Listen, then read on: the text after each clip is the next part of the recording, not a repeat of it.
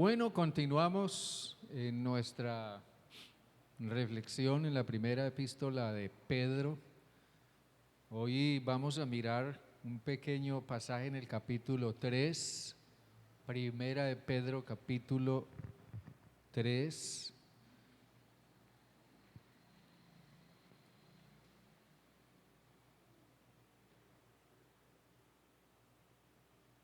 Capítulo 3 de primera de Pedro, los versículos del 1 hasta el 7.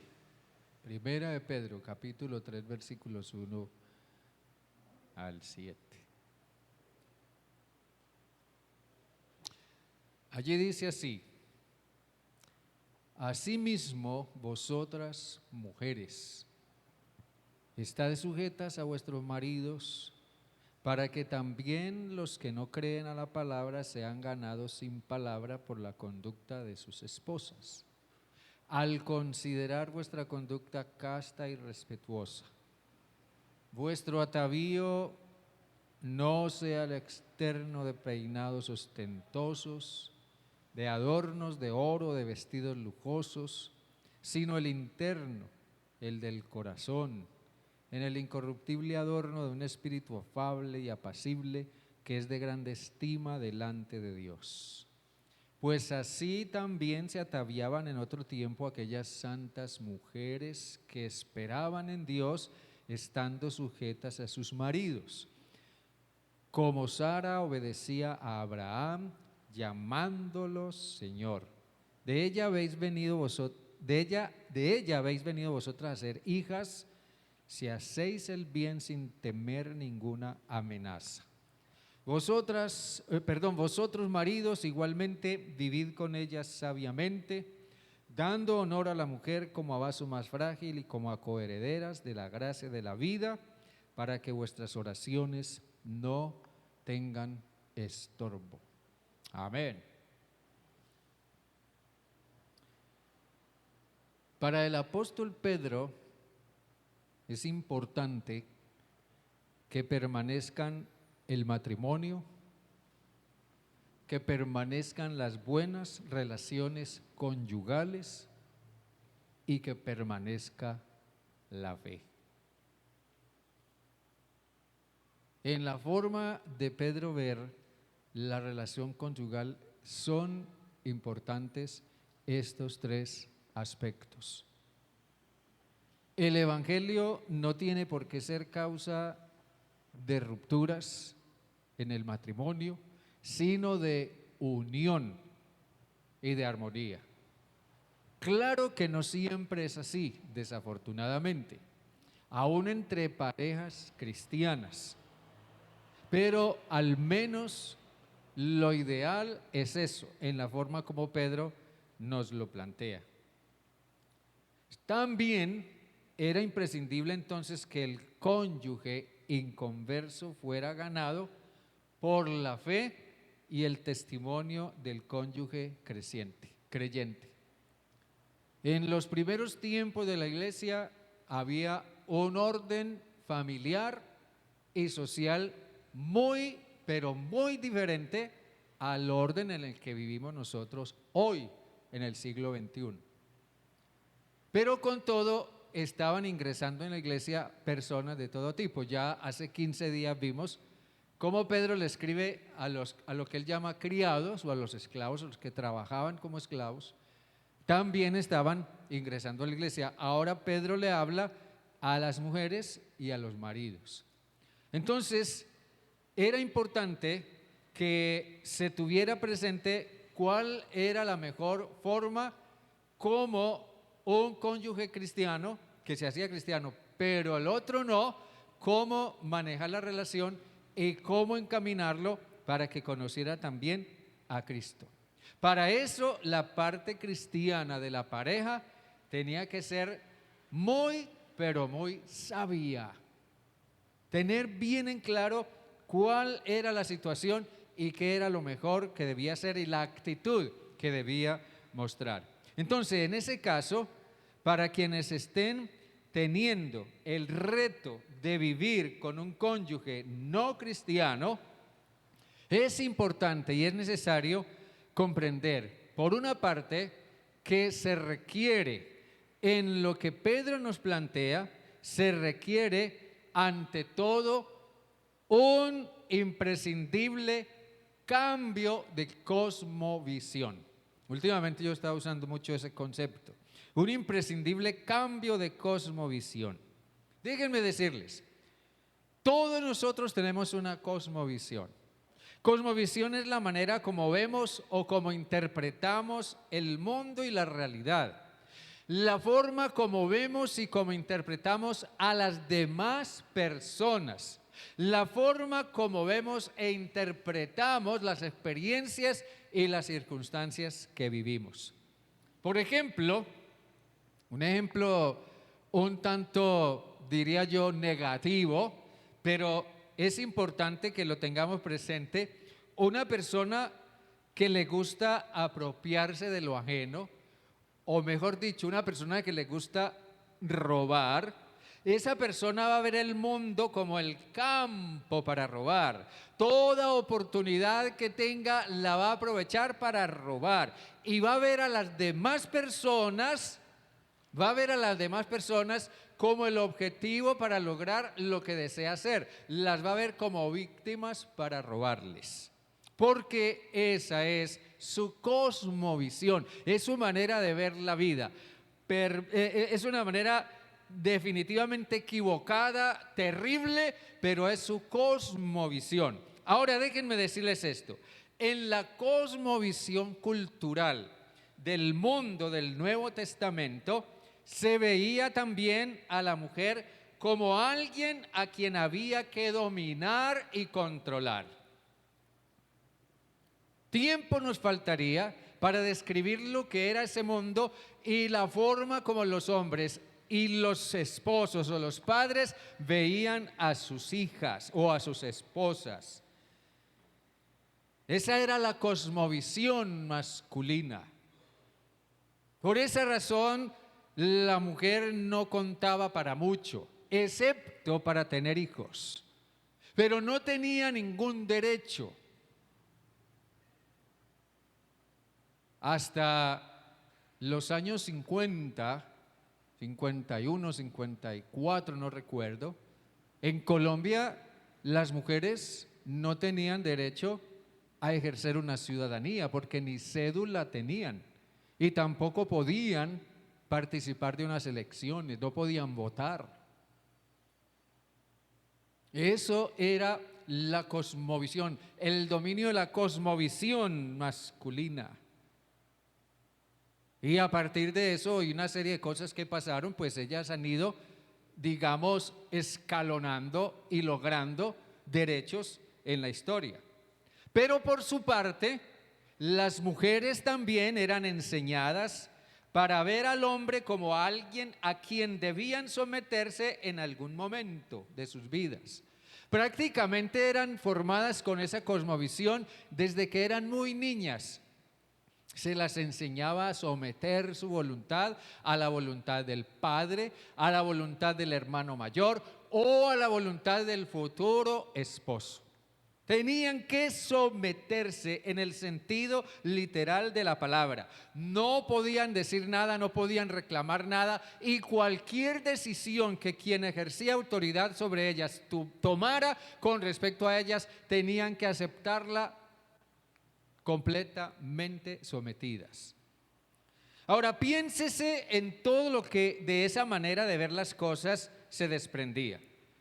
Yo creo que no es de dudarlo que eso era causa de frustración, era causa de dolor, era causa de impotencia, de resentimiento. Muchas veces ahí, callado, silencioso, pero todo eso se daba en ese tipo de interacción. No era mucho a lo que una mujer podía aspirar bajo esa figura patriarcal. Entonces aquí entra inusitadamente el cristianismo. El cristianismo entró como una fuerza no solo espiritual, sino también moral y ética, y una fuerza social avasalladora que comenzó a revolucionar paulatinamente todas las cosas. Vino el cristianismo que con su mensaje redentor, con sus principios y sus valores, con su poder y su autoridad, entró para remover los cimientos de la sociedad en general, del mundo laboral y también del mundo conyugal y familiar. Eso fue toda una revolución. En los tiempos del Nuevo Testamento no existía para nada ni el romanticismo, porque no existía el noviazgo, ni tampoco existía la cortesía hacia las mujeres. No era extraño en ese mundo ver que un hombre salía, si salía con su esposa, él se subía en el burro y la esposa tenía que cargar con la leña detrás del burro.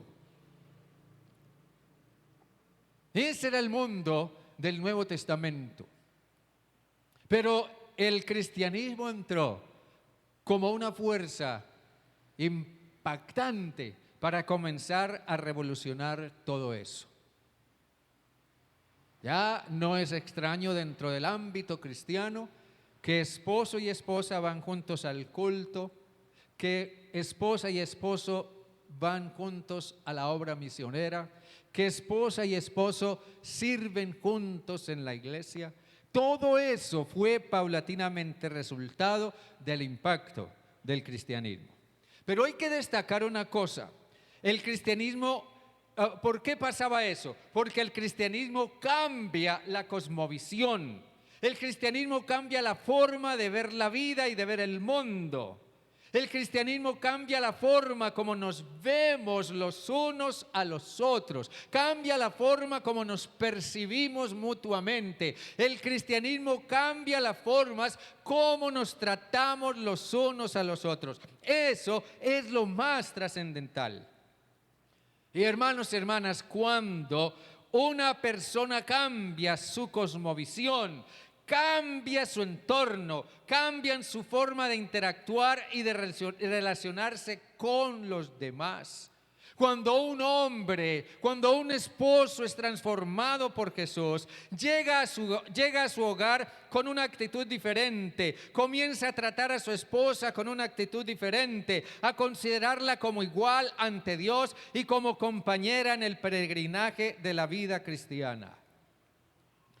Y por su parte, la esposa convertida, la esposa que llega a tener una relación con Jesús, que comienza a seguir a Jesús, comienza a ver a su esposo con un sincero respeto, aún después de haber sido sometidas e ignoradas. Entonces, la esposa cristiana, como tal, tiene un nuevo reto. La esposa cristiana tiene un nuevo reto. Ese reto es en el sentido de su propósito con respecto a su relación conyugal, es asumir una conducta redentora. Asumir una conducta redentora. Definitivamente en el matrimonio debe haber sujeción. Definitivamente debe haberla. Debe haber sujeción para que haya unidad y sobre todo para que haya permanencia.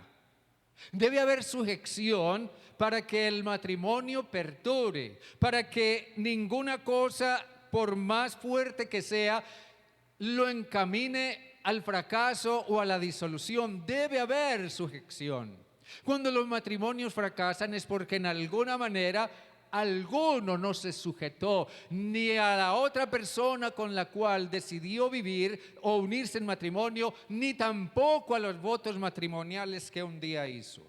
Alguien definitivamente pasó por alto eso. Pero debe haber sujeción. En el contexto cristiano, la sujeción adquiere un sentido diferente, un sentido nuevo. Ya no es me someto para ser, digamos, manipulada, ignorada. Ya no me someto para ser deshonrada. Ya no me someto para ser tratada como no persona. Ahora la sujeción adquiere un sentido diferente, un sentido nuevo. adquiere un sentido redentor. Por una parte, según lo que el apóstol Pedro dice, la sujeción debe ser activa. Hay una diferencia muy grande entre una sujeción activa y una sujeción pasiva. La sujeción pasiva es: sí, Señor, yo hago lo que usted diga y haga conmigo lo que quiera. No, la sujeción activa es todo lo contrario. La sujeción activa es: yo me voy a sujetar porque voy a hacer y a lograr contigo lo que yo quiero. Diferente, ¿verdad? Ahora, la sujeción activa es hacer lo que el otro espera que yo haga y que demuestre que lo respeta. Pero más allá de ese propósito, hay un objetivo que quiero lograr con la persona a la que me sujeto. Entonces la sujeción tiene que estar encaminada a un fin. Ese fin es ganar al que no cree. El apóstol Pedro dice: mujeres, vosotras mujeres, estad sujetas a vuestros maridos, para que también los que no creen a la palabra sean ganados sin palabra por la conducta de sus esposas. Ganarlos sin palabra. Si algo resiente un esposo, al menos en el contexto cultural del Nuevo Testamento, si algo resentía un esposo, era una esposa irrespetuosa, que no reconociera su autoridad, a una esposa gruñona, cantaletosa, o a una esposa vanidosa, que lo único que pensaba era en estar estrenando vestidos y joyas todos los días, y viceversa también. De modo que lo que más puede igualmente impactar a un esposo no cristiano por parte de una esposa cristiana es el cambio sustancial en su carácter y en su conducta. Entonces ahora la esposa se enfoca en una dimensión redentora. Se enfoca en una dimensión redentora. Y esa dimensión redentora consiste en rescatar a su marido para Cristo. Amén, hermanos. Rescatar una vida sin sentido para que llegue a ser una vida con propósito. Ganar a un esposo no cristiano para Cristo era rescatarlo de su vida centrada en él mismo, porque en realidad el patriarcalismo era algo muy semejante al machismo de hoy. Simplemente consistía en que el hombre estaba centrado en él mismo. Él era la máxima medida. Escasamente debajo de Dios, él era la medida suprema de la autoridad. Estaba centrado en él mismo. Y en ello la esposa tenía un papel trascendental. Ahora, todo eso se resume en eso que el apóstol Pedro dice: es posible por medio de la conducta de sus esposas. La esposa cristiana debía demostrar una actitud como la de Jesús. Debía tener una conducta casta y respetuosa. Debía ser una persona sencilla y auténtica. Y sobre todo, tener un ser interno que se reflejara en un espíritu afable y apacible. Esposas que me escuchan esta mañana, quizás este no sea su problema, no sé. Pero déjenme decirles, el Cristo más accesible a su esposo era el que las esposas le hicieran ver en su testimonio. El énfasis en la sujeción de la mujer cristiana con un esposo no cristiano es uno llamado a ejercer una conducta redentora, encaminada a liberar al hombre de la carga de su propio autoritarismo, de su propio engreimiento personal. Ella debía someterse a la autoridad de su esposo más pensando en él que en ella misma. O sea que ella también tenía que cambiar su propia cosmovisión. El único Cristo que un esposo así podría conocer era el que viera reflejado en la actitud y en la conducta de su esposa cristiana. Probablemente él no conocería de Cristo en otra parte, tan fácil y tan directamente. Por su parte también los esposos cristianos tenían igualmente un reto. Pedro habla aquí de la necesidad de eliminar los obstáculos a la oración. Miren bien, los esposos tenían el reto de eliminar los obstáculos a la oración. Aquí dice en el versículo 7, vosotros maridos, igualmente vivid con ella sabiamente, dando honor a la mujer como a vaso más frágil y como a coherederas de la gracia de la vida, para que vuestras oraciones no tengan estorbo. Déjenme explicarles esto. Aquí se habla de mujeres y se implica que son esposas cristianas. Y se habla de maridos, igualmente son esposos cristianos. Pero esposas cristianas cuyos esposos no son cristianos. Y viceversa, esposos cristianos cuyas esposas no eran cristianas. A las esposas se les aconseja estar sujetas. En cambio a los esposos también.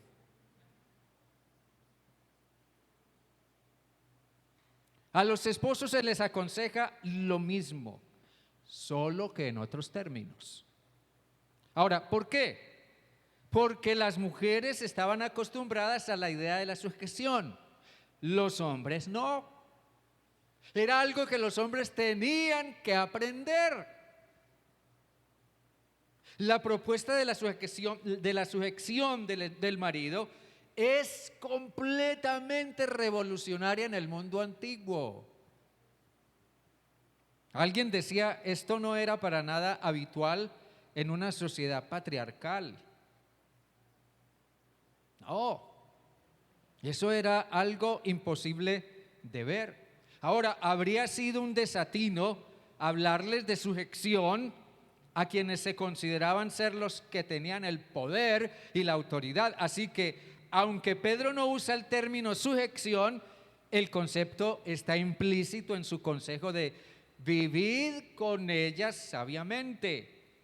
O sea, tienen que aprender a sujetarse al punto de que aprendan a vivir o a mantenerse fieles a ellas. De modo que el marido sujeto a su esposa será siempre fiel a ella y por ninguna razón va a abandonarla como solían hacer, que se iban, o como lo encontramos en el tiempo de Jesús, simplemente le escribían una carta donde decía no quiero que seas más mi esposa, todo entre tú y yo termina, y firmaban y la despachaban de la casa. Repudiaban a la esposa por cualquier razón, así porque sí. Y Jesús un día se levantó y se pronunció absolutamente en contra de eso.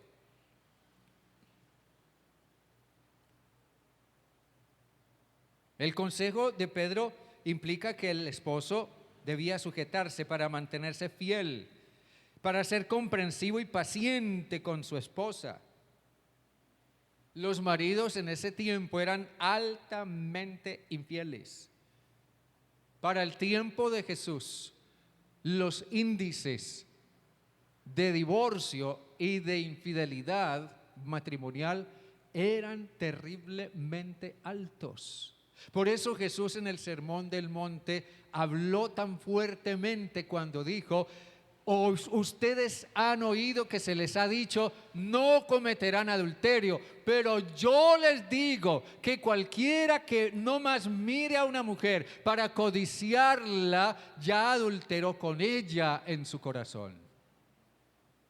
Y Jesús dice eso porque los índices de adulterio y de divorcio eran sumamente altos. Los esposos, cuando ya veían que su esposa había perdido su belleza, su hermosura y todo eso, entonces simplemente comenzaban a hacerla a un lado y a poner sus ojos en otra más joven y más bonita. Eran muy altos los índices de divorcio y de infidelidad. Ahora bien, por otra parte, si algo resentía a una esposa, era eso, que su esposo le fuera infiel o que su esposo comenzara a mirar con interés a otra con el propósito de dejarla a ella y cambiarla por otra. Eso era algo que la mujer resentía, entre otras cosas, profundamente. Así que el asunto se hacía muy serio en el caso de hombres que se hacían cristianos, pero la esposa no. ¿Cómo podría ganarla para Cristo? ¿Cómo evitar que se le ocurriera pensar, bueno, mi mujer no quiere ser cristiana, yo sí quiero seguir a Cristo, entonces terminemos con el matrimonio, cada uno coja por su lado y yo me voy y me consigo otra? El apóstol Pablo en su primera epístola a los Corintios se enfocó específicamente en eso. Y por eso Pablo dijo que ningún esposo tenía el derecho, o esposo o esposa, tenían el derecho de abandonar a su cónyuge por no ser cristiano. Y él dice, si tu cónyuge no cristiano consiente en vivir contigo, no lo dejes, no lo abandones, no lo hagas a un lado. Entonces la pregunta era, ¿cómo podría ganarla un esposo cristiano? ¿Cómo podría ganar a su esposa para Cristo?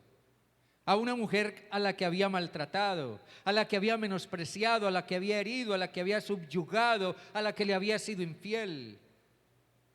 Ahora ese esposo ya no podía desempeñarse en el hogar como el mandón, el gritón, el dominante, el dueño de las voluntades, el que hace lo que le da la gana, el que tiene todos los privilegios.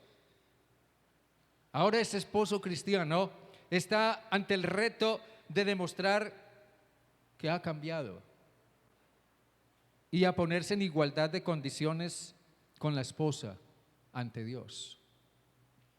Un principio mucho más revolucionario fue lo que Pablo dijo a los Gálatas: en Cristo ya no hay varón ni mujer.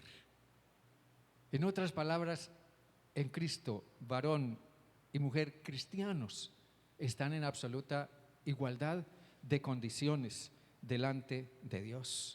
Así que el reto más grande que se presenta para un esposo cristiano que tiene un cónyuge no cristiano es rescatar, redimir a su propia esposa del hoyo en el que él mismo la hundió y en la que la esposa estaba culturalmente.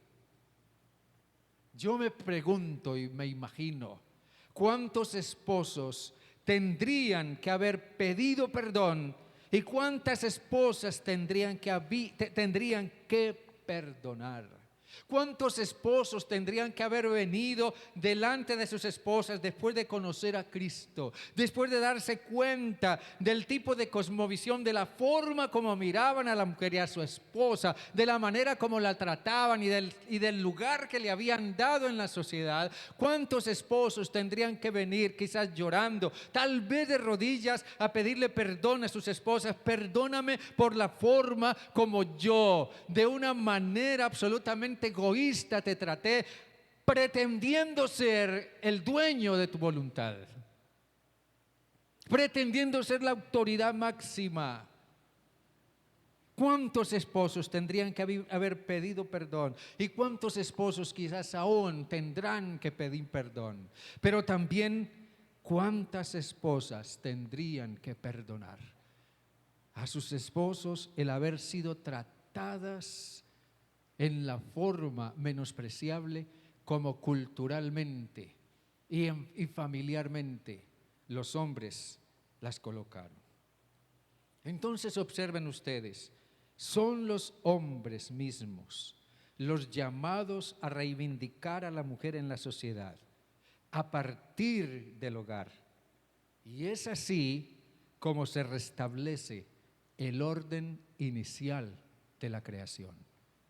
De cuando Dios, dice el libro del Génesis, creó varón y hembra, pero a ambos Dios les dio instrucciones, les delegó autoridad y liderazgo, a ambos los puso en el mismo nivel de responsabilidad ante Él, ¿verdad? Pero cuando se presentó la desobediencia a Dios, todo eso se tergiversó, todo eso se vino abajo, todo eso cambió. Y solamente cuando esposo y esposa vienen a Cristo es que el propósito inicial de Dios se restablece. Entonces podemos comprender lo que Pablo decía: en Cristo no hay varón ni mujer. En Cristo no hay patriarca ni quien esté sometido al patriarca. En Cristo no hay quien es el superior y quién es el inferior. En Cristo no hay quien domina y quién es el dominado. No, todos estamos en igualdad de condiciones con nuestras esposas o esposos delante de Cristo. Así que 3 cosas puntualiza Pedro.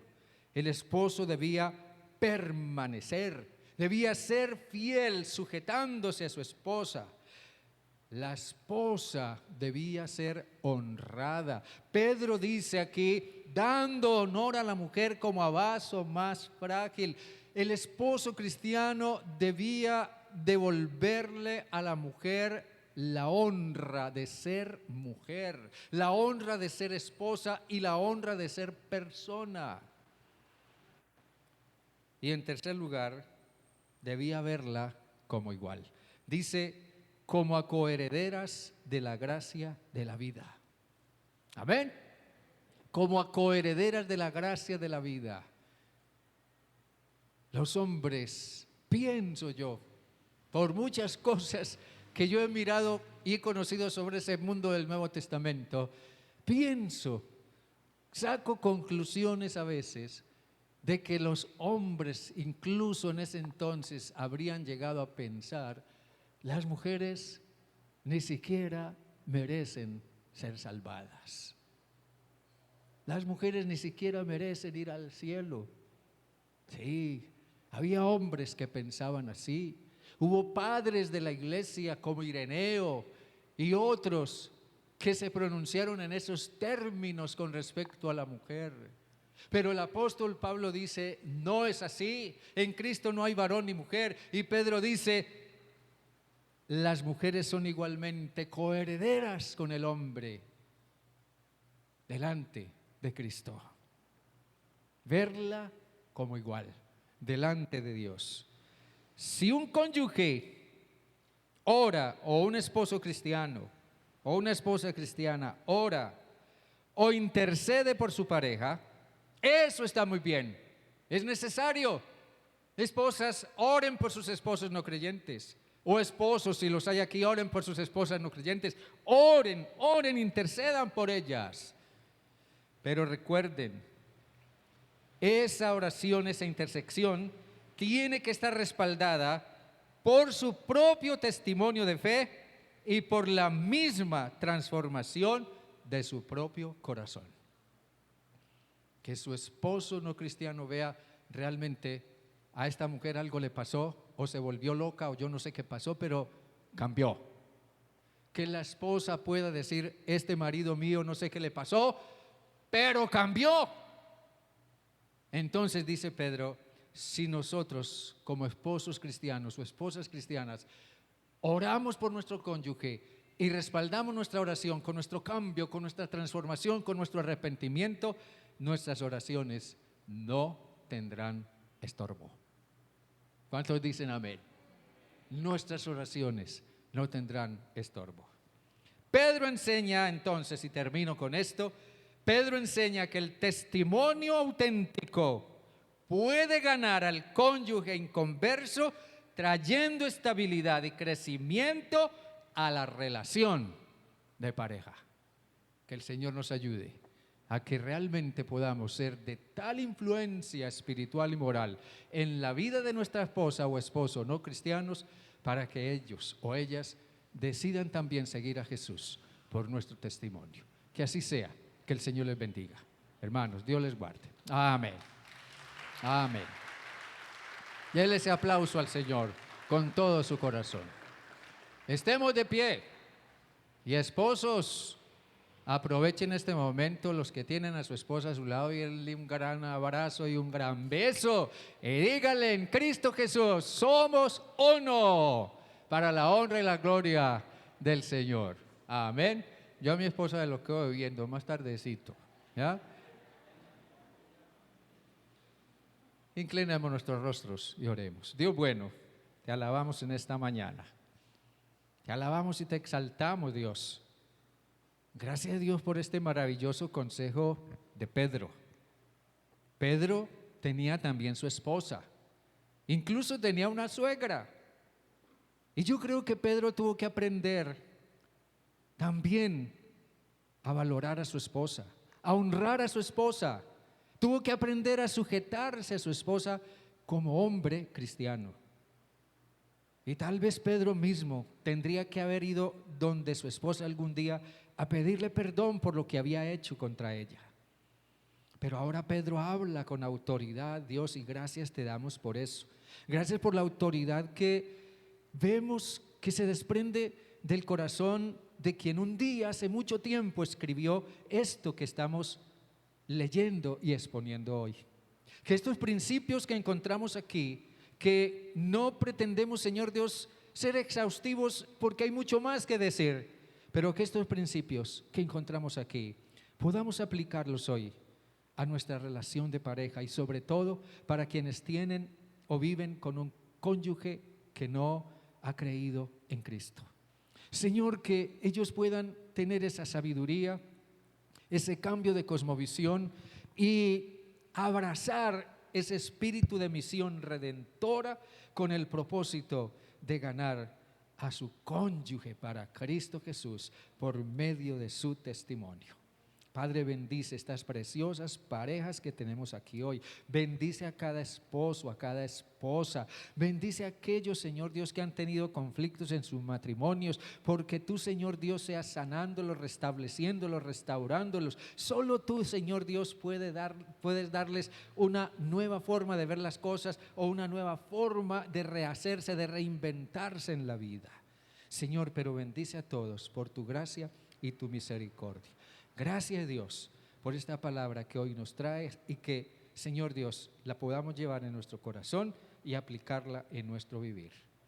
Padre, a ti te damos toda la honra y la gloria y la alabanza en nuestro corazón, de verdad, en el nombre de Jesús, dándote gracias por nuestras esposas y por los esposos de aquellas esposas que siguen a Cristo. Gracias en el nombre de Jesús, Padre. Amén y amén. Dios les bendiga a todos, Dios les guarde. Dígale a su hermano que está a su lado.